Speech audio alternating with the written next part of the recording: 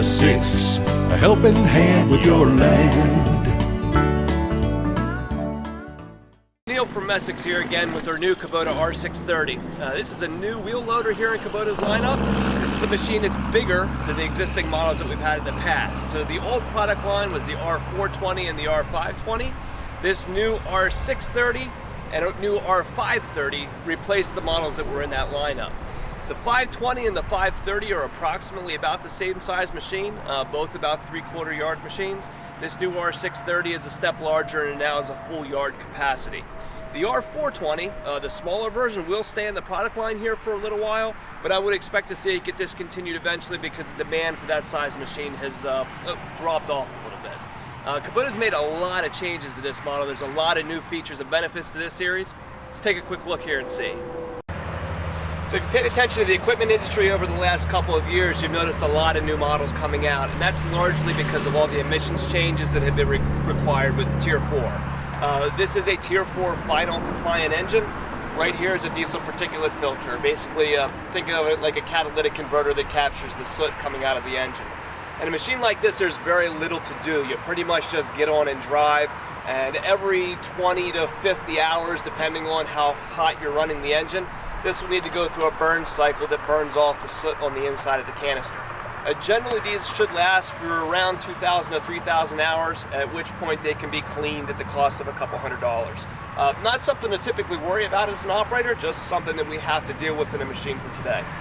You notice when Kubota puts the engine in the back of the machine here, they put them in sideways. This is so that the hydraulic pump can be bolted directly onto the engine. You don't have any belts or chains in the drive.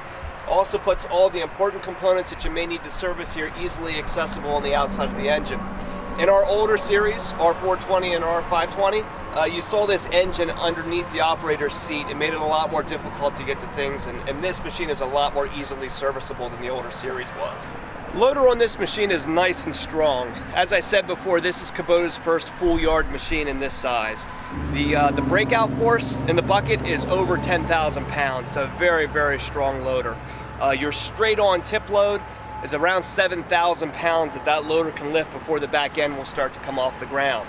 The rated operating capacity of these machines is rated at 50% of what that tip load is, so your safe rated operating capacity is 3,500 pounds. These numbers you always need to take with a grain of salt when you're looking at manufacturer spec sheets.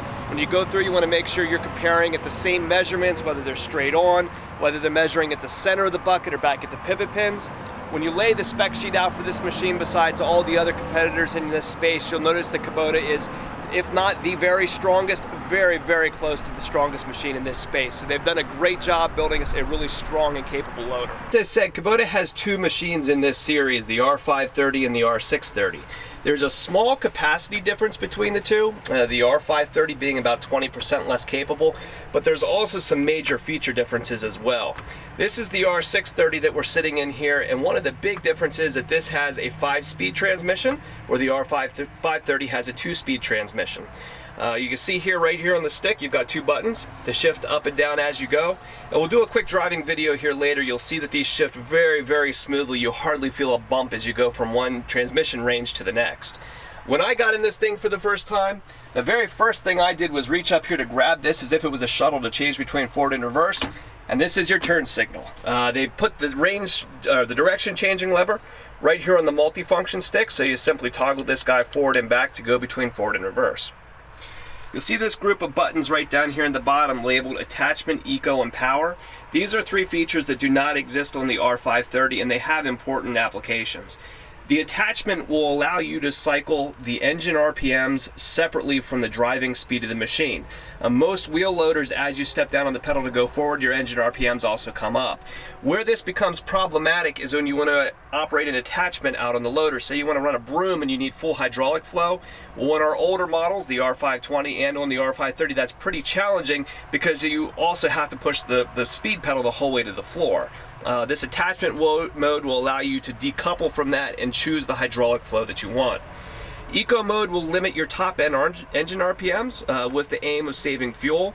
And a Tier 4 engine like this, to be honest, this is probably more marketing than it is reality. It might save you a little bit, but in most applications, it may or may not pan out.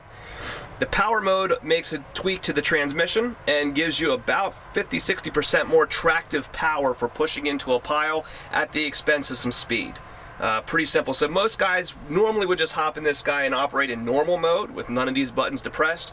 But if you have a particular application where you need to run an attachment, you want to save fuel, or you need some extra power, it's simply a button push away. One of the criticisms that we had of our old series wheel loaders was that they used an odd sized tire. A lot of times these things are running on asphalt at landscape yards loading mulch and that kind of stuff, and you can wear through tires pretty quickly running on asphalt.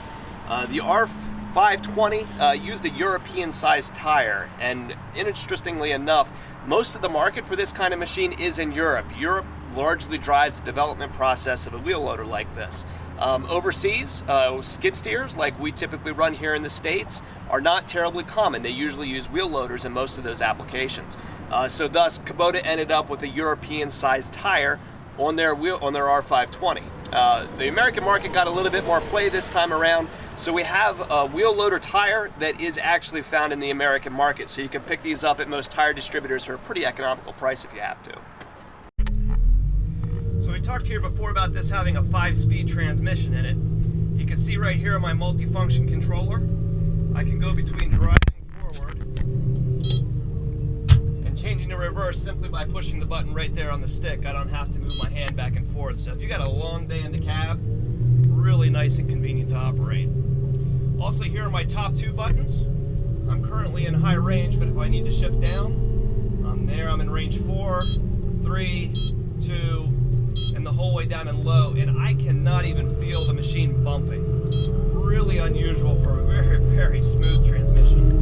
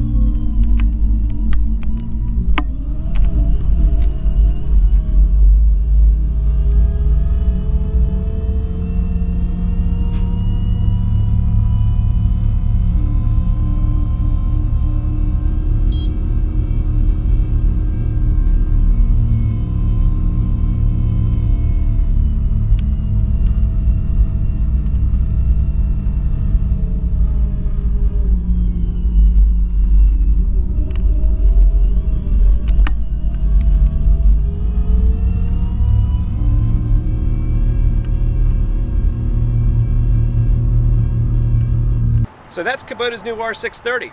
If you have an application for one of these machines or any other products that we can help you with, simply give us a call and let us know. We're available at 800-222-3373 or online at messick.com.